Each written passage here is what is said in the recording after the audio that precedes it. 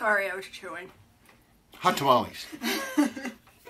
Anyway, it's Friday, and here we are, another busy day. You say that every time. But it's true, every day. All days are busy. They're all busy. Well, we can tell the clock story. Oh well, Where'd you the can. clock go? You can. What? It's Well, I over don't know here. how to work it. What? The clock? Okay. I bought a really cool clock a long time ago. There it is. It's a Seiko. And it's our daughter's alarm clock. So, how do I tell her story? So she had this clock for last year, and so I wanted you to set the alarm so they can see how annoying it is. How do you set the alarm? Well, the alarm is set. Well, no, for now. Here, would you hold this then? Anyway, she wouldn't wake up, and then she lost her phone privileges. She was using her phone as an alarm. So then she didn't have an alarm, which means she wasn't waking up. And then I remembered that she tried to throw this away some time ago. And so I went and, you see, this is a cool, it's a 70s Seiko, and the flashing thing here means the alarm is set, because that's the alarm. See, this thing goes red. So when it's red, your alarm isn't on. You go like this, the alarm is on, and it has a swoopy little button here. So if you pick it up, the alarm stops. Really? Oh yeah, it's pretty cool. I'm so annoyed that she lost the door though. Okay, so then we're gonna hear the alarm, see if this works. Imagine waking up to that and having that blinking light all night in your face. Yeah, and also this thing, they're so loud when you're half asleep. Tuck, tuck, tuck. Anyway. Well, that's what she gets for talking on her phone at 9:30 at night. It's true. So what's going on? I don't know. Questions, and you have a ukulele. I do have a ukulele. You have questions? Well, yeah, I didn't know if you were going to get into the ukulele. I'm just twiddling. He's twiddling. I'm twiddling. Okay.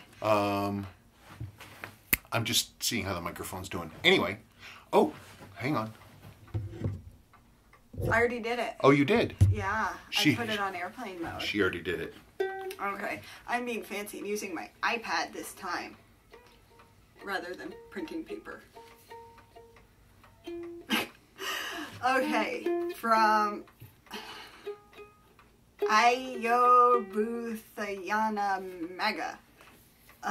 Super nice and fun. Hello from Sweden. Can you please explain why the second hand moves back when changing the time when turning the crown to opposite direction? I know it's not good to do that, but sometimes it happens. Best. You're just running the train backwards. And because of the way that the teeth on the escape fork work, that when you push it backwards, it can the escape wheel can actually push the thing backwards like so. I don't know that it's necessarily harmful.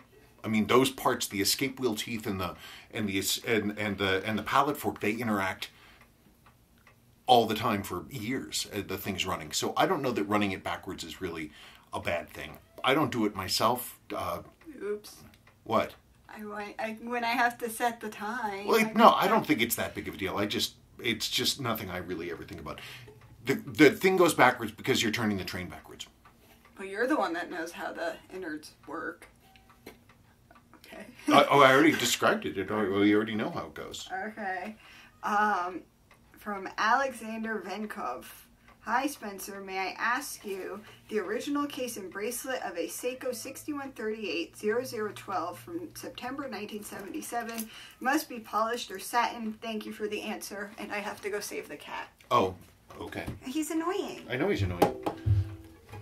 The original bracelets for those watches, for the Yachtmans and also the closely related pilot chronographs, they were neither satin nor polished, they were brushed. So that's the thing. The bracelet was brushed this way, the case was brushed circular around like this. And that's how it's done. Look, it's Milo. It's Milo. Yay! Okay, next question. I see him. Hi. Okay. From Pogi Mig Mig. What will Sebastian's heirloom piece be? Besides the ukulele? I don't know. The first time she ever said, that watch is going to be our son's. She said that about She said that about my Omega Speedmaster, which I bought for a good price, and it badly needed service, and so I serviced it, and now I wear it every now and then. But that was the first time she's like, this one's going to our son. So your son? Our son, the son, the boy. The watch I specifically bought for him before he was born was a new model that was going to be released. The new SRPs, when they came out, the 6309 reissues, and he hadn't even been born. He still was. This was in February, and he wasn't born until the end of June. And so we had this watch for him for a long time, and I have everything. And so it's one of these, and it'll be his, this SRP 775 with the gold accents. I think it's pretty neat. And one other that'll probably end up with him, though I don't know, is my great uncle's Rolex Explorer. But we have other two children who might... Who knows? Fight over things. It's true. I'll be stuffed and on the couch by that point. No. Here. From Jonathan G. Question for the Friday Fun video. Did Jonathan or you have you ever attempted to recreate the crystals for the Grand and King Seiko models? Were they ever attempted to be recreated? Not as far as I know, never. We just don't see them very often. The reason for the crystals that we have, that we make a lot of, is because we use a lot of them. Those Grand Seikos and King Seikos, we don't see them very often, and some of the crystals are very hard to find. Also, some of those models used, Seiko did this thing where they had a crystal bonded into a metal ring.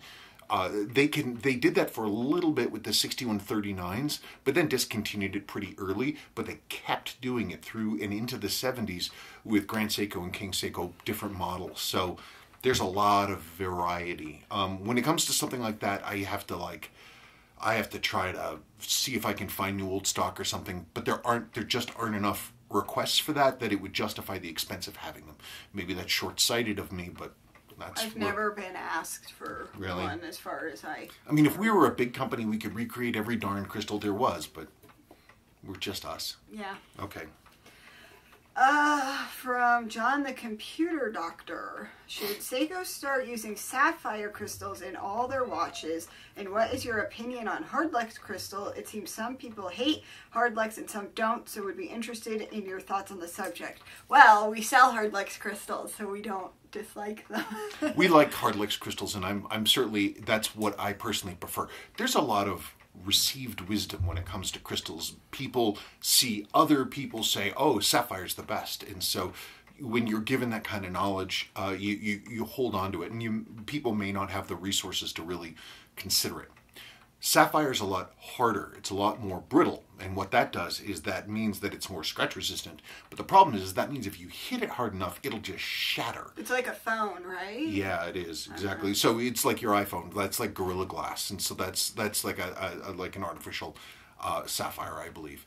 But anyway, so the thing with Hardlex is that it's a really functional material that Seiko chose to make. So yeah, it'll scratch, but you have to really work to get the glass to crack. And if you've got a diver and you whack it on something, I think you'd rather have it scratch than crack. Me, I've never been a super big fan of sapphire. Seiko does use it from time to time. There are certain watch models that they produced with sapphire, but generally they use Hardlex. Most people tend to combine getting sapphire with AR coating, which is that blue stuff. I'm not a big fan of that either. I don't know. I'm a basic old school person, and I like Hardlex. Hardlex works very well for us from a functional standpoint. It is what it is, and if crystal gets scratched, then it should be replaced. Seiko considered them to be replaceable pieces, but if one is careful, a Hardlex crystal can last for a very long time. Crazy thing about Hardlex crystals versus sapphire is that we get in so many old Seiko watches, that are 40 and 50 years old with their Hardlex crystals, scratched to the point that they look like bathroom glass, fogged like bathroom glass, but they've never broken, and the water seals are still intact. I can't say the same thing for sapphire. Okay. From Todd S. Haha, I just laugh with your videos. They are so real. But here is another question. What vintage chronograph should Seiko reissue? I'm thinking of the bullhead. That would be cool, but it would probably have to be in a mecha quartz movement. As long as they got it right. The problem is they get their reissues really, really wrong. Yeah, they get like critical things wrong, and it kind of spoils the whole thing. It's like putting salt into your cake instead of sugar. Yeah, it looks the same, well, you sort do of. put some salt in. Yeah, but instead of sugar. So it's like, the problem is Seiko doesn't seem to understand their own design legacy, and they're always getting it wrong. Like, they have a new chronograph movement that they've been using, though they haven't really built too many watches with it. But it's not like a true chronograph movement. They did what they did with what Omega did with the making their Speedmaster reduced, which is that they take a standard ETA 3-hand movement and they put a module on the front that acts as a chronograph. And that's what Seiko did with this. It's a 4R or 6R movement that has a module on the front of it. I'd like for them to build a real chronograph movement again. I mean, it's not like there isn't a market for it.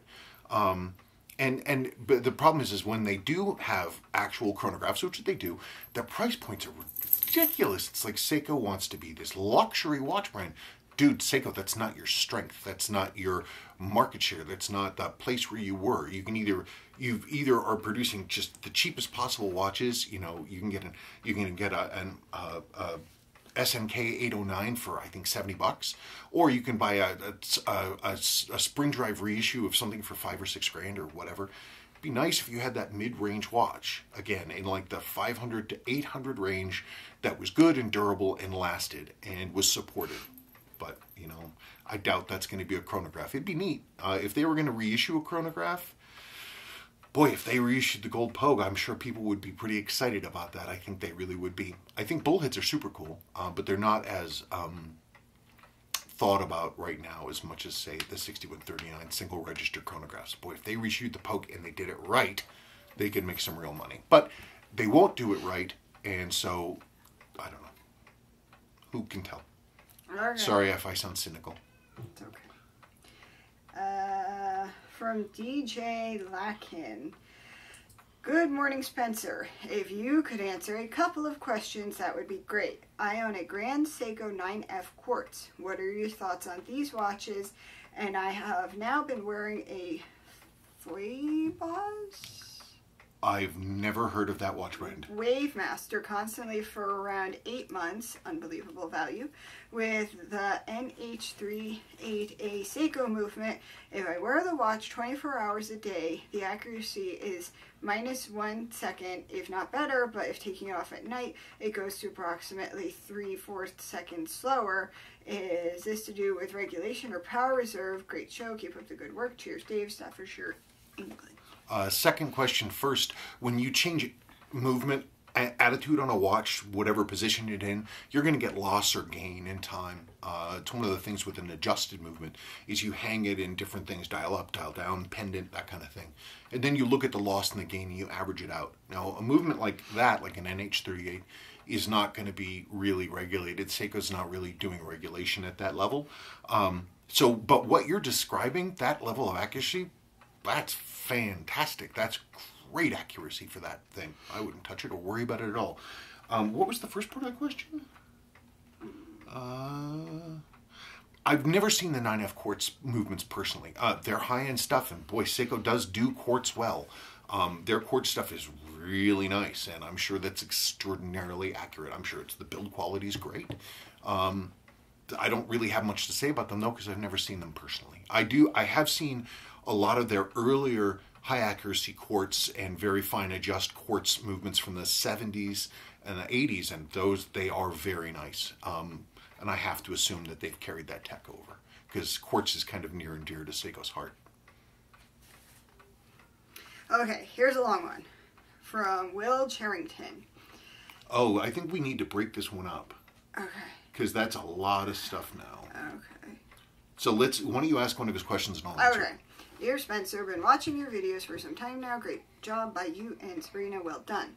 The question is regarding crystals. I am the new owner of what appears from the surface to be an untouched, all functions working 61390009 notched case watch, serial number 039355. March 1970. Whereas the crystal is not bad, it does have 30 years of very small or microscopic scratches, and I know... But it didn't shatter. And I know that a new crystal would really make the face pop. It would. Crystal clear, I guess you could say. Ha ha ha. Ha ha ha. Ha ha. That said, how does one find a genuine OEM Seiko mineral crystal 6139 6000 or X, and would you mind telling the Seiko part number? Oh, it's easy. The Seiko part number is 330W18GN00. And we... From 1970 would be a type 1. Well, for the 18s? Well, oh, God, I thought you said 32. No, 330... I'm tired. The alarm... I'm sorry, I need to cut in. So, our daughter got her phone taken away in my bedroom. And the alarm went off at 6 o'clock in the morning, which I'm not used to getting up at. And it was ding dong, ding dong. So I'm really tired. Anyway, you can carry on. 330W18GN00. They can be found. OEM crystals are very hard to find. There were two versions. There was what I call the Type 1 and the Type 2. The Type 1 is the flat. It's a thinner top surface, flat inside and out, and it doesn't have any kind of lensing to it. So it looks thin, and they're thin enough that I've had people say, you know, I've used in the past when I've sold them, people are like, this isn't a glass crystal, this is plastic. Oh no, it's hard licks, but they're really light because they're thin. Part of the problem with the thinness is that meant that they were more prone to damage. So Seiko actually made them a little hardcore, more heavy, with more internal doming, and called the Type 2, and those are what we recreate. Ours is a recreation of the Type 2. If you can find a stock one, that's, you know, you certainly can put them in. I don't use stock ones. I have some stock ones, but they're things I almost keep for research more than anything else. I wouldn't dare want to sell them anymore because they're so hard to find. At a certain point, you have the law of diminishing returns. If you're going to spend $100 on a new old stock Seiko crystal, is it really going to be that much better than ours, which are made of the same material 1-to-1 in Switzerland? But it's up to you. Next question. If they are not available or cost prohibitive, there are plenty of knockoffs on eBay. How does one select a quality aftermarket seller? Is there an aftermarket crystal that you use and recommend? Ours. Ours. I mean, we have our own. I use ours. Part of the reason that we worked so hard to resurrect this crystal line after its creator, Jonathan Koch, died in 2012, is that it's what we used. It's what everybody used. It's what all the major collectors used. Jonathan sold them to everybody. People swore by them. And when he passed, it was, 2014, not 2012. And when he passed, it was, it was really important to me personally from a business perspective to keep those crystals going, because there aren't really any other ones that I trust. There are other ones that are made, but there's you get these weird knockoffs by Crystal Times, but our friend and partner Adrian Selleck in Australia has pressure tested Crystal Time crystals, and they're sapphire, and they've shattered in the pressure tester. Ours have never shattered. So I'm all about functionality. I'm sure there are probably other crystals out there that are decent, but I use ours. What? Sadie just texted me. She did? She's complaining about her lunch. I can't help her. I can't help her. Okay, let's just move on. Okay. Lastly, I did come across reference to a 6139A crystal. My May 1970 notch case is a 6139A movement, but is there any difference in 1969 or 1960A watch from a case and crystal standpoint? I did read or watch that the early 6139 crystal came with a metal ring around the base, but that the non-ring crystal was interchangeable with a new seal. Yep, absolutely. There's no difference in the case. There's no difference in cases between A and B. The A movements are slightly taller. I'm sorry, they are slightly shorter. The Bs are slightly taller, ever so slightly. But the crystals, they're all the same. And a standard crystal will drop right into that early case.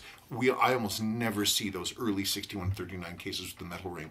But yeah, they're cool. But yeah, any crystal, the correct crystal will work. Okay. Honorable mention. What? What honorable mention? The meatball.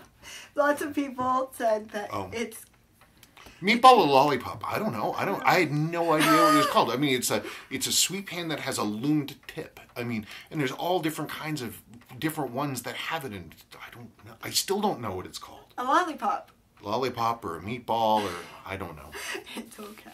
The other thing people asked a lot about was our t-shirts, and well, I don't know. We're into pop culture, and there's it's not TeePublic. Is it TeePublic? Anyway, there's this site called TeePublic, and it has basically all these artists from around the world produce different t-shirts. So if you're into like pop culture or anything kind of like that, you put in the search term and you'll come up with 16 pages of t-shirts from all over the place. I mean, one of my favorite t-shirts is a mix of the Great Wave of Kawanaga or whatever the heck it is. My brain just Frodo. It's a combination of that ukiyo-e tidal wave that everybody knows.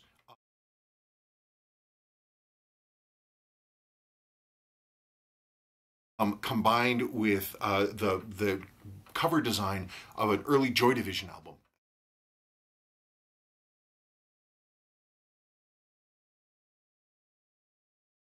And so it's like the two styles are put together. And some artist in Greece made it. It was pretty cool.